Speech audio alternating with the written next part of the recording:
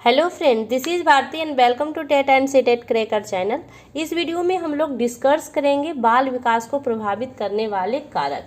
ठीक है, तो जैसा हम लोग सभी जानते हैं कि बाल विकास को प्रभावित करने वाले मुख्य रूप से 2 कारक है, आंतरिक कारक और बाह्य कारक। ठीक है, internal factor and external factor. अब आंतरिक कारक के अंदर कई सारे कारक आते हैं, जैसे heredity, physical factor, intelligence, emotional. ये सारे जो फैक्टर है वो इंटरनल फैक्टर के अंदर आता है। तो ये सारी चीज़ को हम एक एक करके डिस्कस करेंगे। और हम लोगों ने इसे पहले वाले वीडियो में ये समझ लिया था कि बाल विकास क्या है। तो जैसा कि हम सभी जानते हैं कि बाल विकास एक कंटिन्यू चलने वाली प्रक्रिया है। क्यों? क्योंकि हम हर दिन कुछ ना कुछ सीखते रहते हैं, हमारे अंदर कुछ ना कुछ चेंजिंग आते रहता है। अगर हम एज की ही बात करें तो हमारा दिन प्रतिदिन एज क्या होता है, बढ़ते जाता है। डेट मीन हमारे अंदर चेंजिंग आते रहता है। हम उसी तरह से कुछ ना कुछ सीखते रहते हैं, चाहे हम स्कूल जाएं या घर पे हैं या तो फिर कहीं बैठे हुए हैं, तो कुछ ना कुछ हम हमेशा सीखते रहते हैं, हमारे अंदर चेंजिंग होते रहता है। ठीक है, तो ये हमारा बाल विकास हुआ। अब इसको प्रभावित कौन कौन सा कारक करता है? तो 2 कारक करता है, आंतरिक कारक और बाह्य कारक। अब ये आंतरिक कारक और बाह्य कारक के अंदर कितने कारक हैं उसको समझेंगे। ये जो हमारा टॉपिक है सीटेट एग्ज़ाम 2021 के लिए बहुत ही इम्पोर्टेंट है। और according to syllabus for CTET की अगर हम बात करें तो ये चैप्टर 2 हमारा है, प्रिंसिपल ऑफ चाइल्ड डेवलपमेंट। और चैप्टर 1 का डिस्कशन हम लोग पहले वाले वीडियो में कर चुके हैं। अगर आप हमारे चैनल पर नए हैं तो हमारे चैनल पर प्लेलिस्ट बना हुआ है, आप जाकर प्लेलिस्ट को क्लिक कर सकते हैं और एक एक वीडियो आप देख सकते हैं, जिससे आपको बहुत ही बेनिफिट होगा। तो चलिए स्टार्ट करते हैं। आंतरिक कारक, इंटरनल फैक्टर। इंटरनल फैक्टर की हम बात करें तो सबसे पहला जो कारक है वो हमारा हेरिडिटी फैक्टर। हेरिडिटी फैक्टर क्या है? हेरिडिटी मीन्स वंशानुगत, जो हमें वंश से प्राप्त होता है। ठीक है, कोई बालक का अगर रंग, रूप, आकार, उसका शरीर का जो स्ट्रक्चर होता है, उसकी हाइट, तो वो सब पर हम केयर करते हैं, तो हमें अपने घर के आसपास ही कुछ इस तरह के बालक बच्चे मिल जाते हैं, जिसका कि अगर उसके माता पिता का शारीरिक बनावट जो है एकदम पतला है, तो बच्चा का भी स्वाभाविक है शारीरिक बनावट जो है पतला होता है। ठीक है, उसका आकार मतलब उसका जो शक्ल होता है वो अपने पेरेंट्स से मिलता जुलता है। और अगर हम बात करें कि वंशानुगत के अंदर बहुत सारी चीज़ आता है। आइज़ जो होता है, आइज़ आँखों का कलर भी आता है। अगर बच्चे के माता पिता गोरा है तो स्वाभाविक ही है कि बच्चा का भी कलर कैसा होगा, गोरा होगा।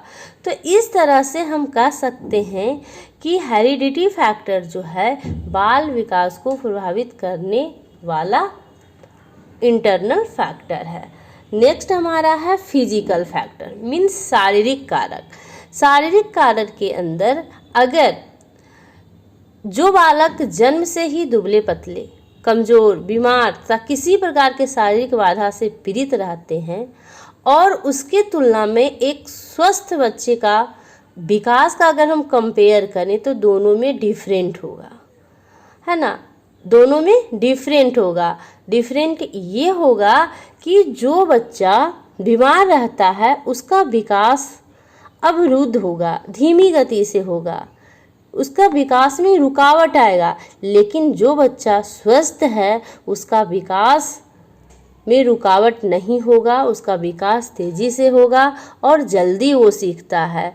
ठीक है, तो इस तरह से हम कह सकते हैं कि बाल विकास में जो एक फैक्टर है वो फिजिकल फैक्टर भी है। नेक्स्ट एग्जाम्पल हमारा पॉइंट जो है इंटेलिजेंस फैक्टर, बुद्धि कारक। बाल विकास के अंदर बुद्धि कारक भी महत्वपूर्ण रोल निभाता है, क्योंकि अगर बच्चे में बुद्धि का जो क्षमता है वो बहुत कम है तो वो क्या कर पाएगा, वो समायोजन, अपने समाज में समायोजन भी नहीं हो पाएगा। अगर बुद्धि बच्चे में कम है तो वो क्या करेगा, कोई चीज़ को जल्दी समझ नहीं पाएगा। और जब बच्चा कोई चीज़ को समझ नहीं पाता है तो आपस में लड़ते झगड़ते रहता है ना। और अगर हम बात करें कि बुद्धि क्या है, तो बुद्धि सीखने की योग्यता है, डिसीजन लेने की क्षमता है, कठिन परिस्थितियों में समायोजन का क्षमता है, योग्यता है। तो बुद्धि क्या है, बुद्धि सीखने की योग्यता है, सीधी सी बात। तो अब ये जो बुद्धि है, इंटेलिजेंस है, ये बाल विकास को कैसे प्रभावित करता है। तो बुद्धि जो है वो बाल विकास को बहुत ही गहरा तरीका से प्रभावित करता है। जिस बच्चा का बुद्धि तीव्र होता है उसका जो विकास होता है वो तीव्र गति से होता है। क्यों, क्लास की ही बात लेते हैं, जिस बच्चा में इंटेलिजेंस ज़्यादा होता है वो बच्चा क्या रहता है, सबसे आगे रहता है पढ़ने में लिखने में, है ना। तो इससे हम समझ सकते हैं कि इंटेलिजेंस फैक्टर भी बाल विकास को प्रभावित करता है। नेक्स्ट हमारा है इमोशनल फैक्टर। इमोशनल फैक्टर ये हमारा इमोशन से जुड़ा हुआ है, और इमोशन जो है बाल विकास को प्रभावित बहुत अधिक करता है। क्यों और कैसे। कोई बच्चा को मान लेते हैं कि उसे बहुत ज़्यादा गुस्सा आता है, उसके अंदर बहुत ज़्यादा क्रोध आता है। तो जब वो बहुत ज़्यादा क्रोधित रहेगा तो पहला तो उसका शरीर जो है फिजिकल डेवलपमेंट कम गति से होगा, ठीक है। और जब उसके अंदर बहुत ज़्यादा क्रोध रहता है तब वो कोई चीज़ को स्वस्थ तरीक़ा से नहीं सोच पाएगा। क्यों, क्योंकि उसके अंदर क्रोध है, क्रोधित रहता है हमेशा, तो उसमें पॉजिटिविटी नहीं होती है, ठीक है। और हमेशा उसके अंदर ईर्ष्या की भावना रहती है, तो वो ईर्ष्या की भावना रहने के कारण वो अच्छी चीज़ों को सोच नहीं पाता है, और इस कारण वो असंतुलित हो जाता है, वो कोई भी काम मन लगाकर नहीं कर पाता है, ठीक है। तो इमोशन भी है, ये बहुत बड़ा फैक्टर है। अगर हम दूसरे तरीक़ा से समझें कि मान लिया जाए कोई बच्चा भयभीत रहता है, ठीक है, उसका इमोशन भयभीत रहने का है, तो वो क्या करेगा, जब वो भयभीत रहेगा तो वो क्वेश्चन करेगा ही नहीं, अपना समस्या बताएगा ही नहीं, तो उसको सॉल्यूशन कैसे आएगा। जब उसका सॉल्यूशन नहीं होगा तो उसका विकास नहीं होगा, ठीक है। तो इस तरह से हम इसको समझ सकते हैं। नेक्स्ट हमारा है सामाजिक प्रकृति। सामाजिक प्राकृतिक जो है वो बाल विकास को प्रभावित करता है। कैसे, देखिए, कोई भी आदमी, जब आप ऐसे भी अनुमान लगा सकते हैं कि जो आदमी ठंडा एरिया में रहता है, वहाँ ज़्यादा गर्मी नहीं पड़ती है, ठंडा का मौसम रहता है, वहाँ का जो आदमी होता है उसका जो शारीरिक विकास है वो वहाँ का आदमी ज़्यादा लंबा होता है। और जहाँ का जो वातावरण है, जहाँ क्लाइमेट ज़्यादा गर्म रहता है, वहाँ का आदमी नाटा होता है ना, और काला भी होता है। इस तरह से सामाजिक प्रकृति जो है ये बहुत बड़ा रोल निभाता है बाल विकास को प्रभावित करने में। और भी हम कई तरह से समझ सकते हैं कि जब बच्चे का पालन पोषण एक अच्छे संतुलित समाज में होता है तो उसका मानसिक, संवेगात्मक, भाषाई विकास, सामाजिक विकास एक आदर्श रूप में होता है। और अगर वहीं बच्चे का पालन पोषण जो है एक गलत समाज में होता है तो उसका जो प्रभाव बच्चे के अंदर देखने को मिलता है वो समाज से सीख लेता है। आप कितना भी उसको सीखने से मना करेंगे वो ऑटोमेटिक सीख लेता है, क्योंकि बच्चा देख कर ज़्यादा सीखता है, ठीक है। तो ये हमारा जो 5 पॉइंट था वो इंटरनल फैक्टर था किसका, चाइल्ड डेवलपमेंट को प्रभावित करने का। ठीक है, अब हम लोग देखेंगे एक्सटर्नल फैक्टर। आपको याद दिला दूं कि अगर वीडियो पसंद आ रहा है तो वीडियो को लाइक, अपने दोस्तों के साथ शेयर कीजिए और हमारे चैनल को सब्सक्राइब कर लीजिए, ताकि हम जितना भी वीडियो बनाएं को प्रभावित करने वाले वाई कारक, external factor affecting of child development. ठीक है, तो चाइल्ड डेवलपमेंट को प्रभावित करने वाले वाई कारक की बात हम करें तो उसमें सबसे पहला पॉइंट जो है वो गर्भावस्था के दौरान माता का स्वस्थ एवं परिवेश। देखिए, अगर बच्चा माँ का गर्भ में है तो एक डॉक्टर भी सलाह देता है कि महिलाएं को, जो गर्भवती महिलाएं हैं, उनको किसी प्रकार का टेंशन नहीं होना चाहिए, किसी प्रकार का चिंता नहीं होना चाहिए, वो स्वस्थ रहें और खुश रहें। ठीक है, और उस गर्भवती महिला को एक स्वच्छ वातावरण में रखना चाहिए, वहाँ अशांति नहीं हो, वहाँ लड़ाई झगड़ा का वातावरण नहीं हो, परिवेश जो है स्वच्छ होना चाहिए।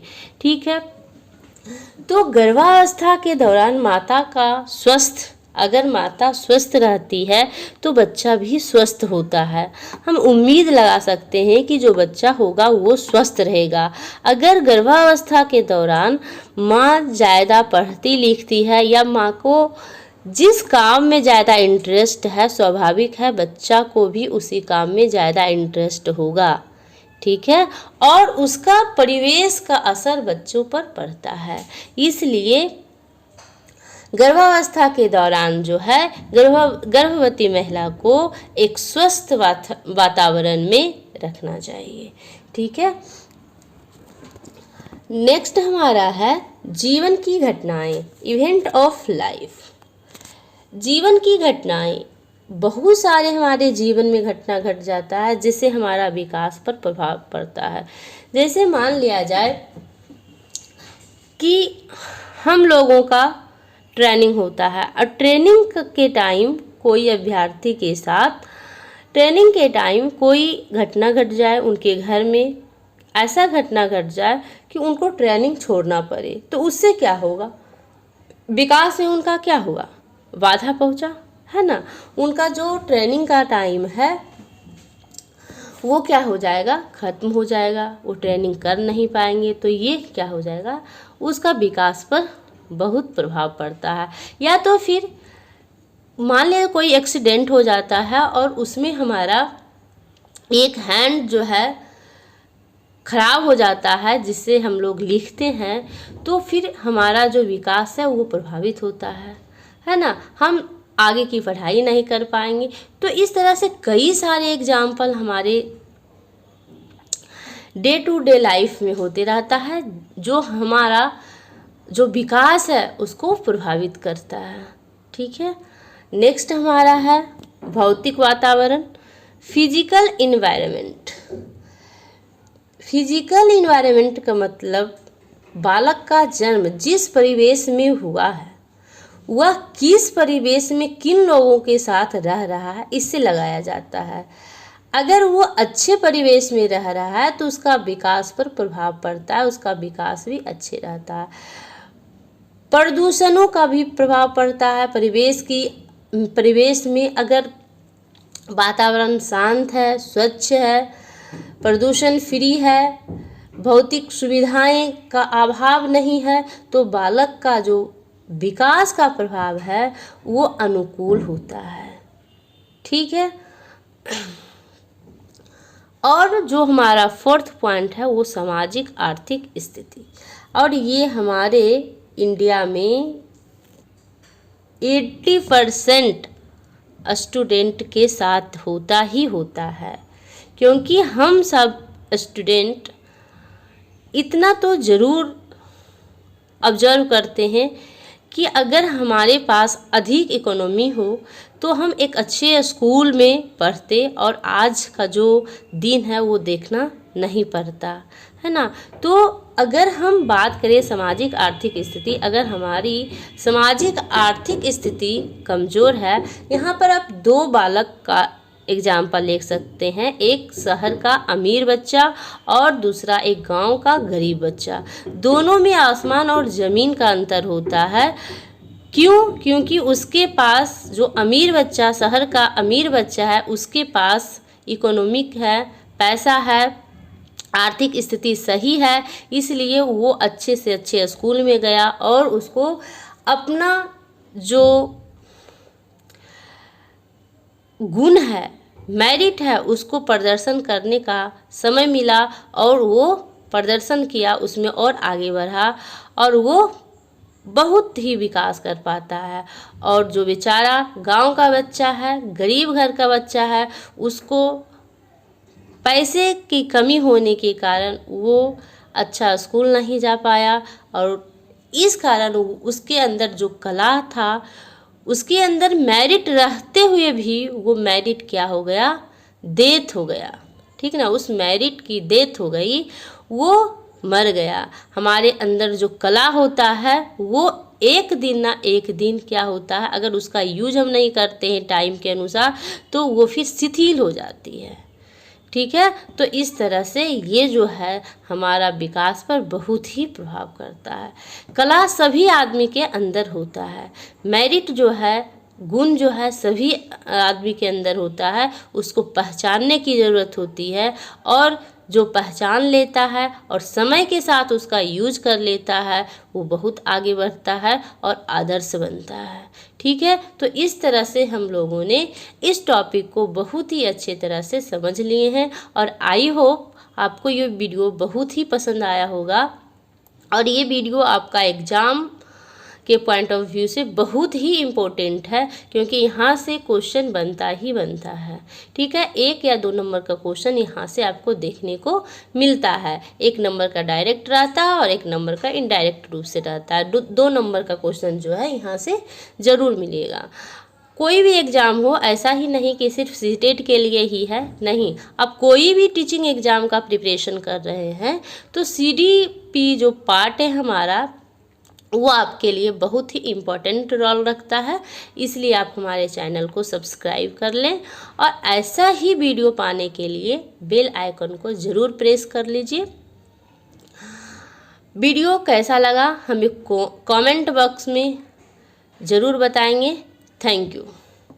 और हमारा जो नेक्स्ट टॉपिक रहेगा वो हमारा educational importance of child developments principle, बाल विकास के सिद्धांतों का शैक्षिक महत्व क्या है, क्यों एक टीचर को इसकी जानकारी होना चाहिए। तो ये जो टॉपिक है हम नेक्स्ट वीडियो में करेंगे।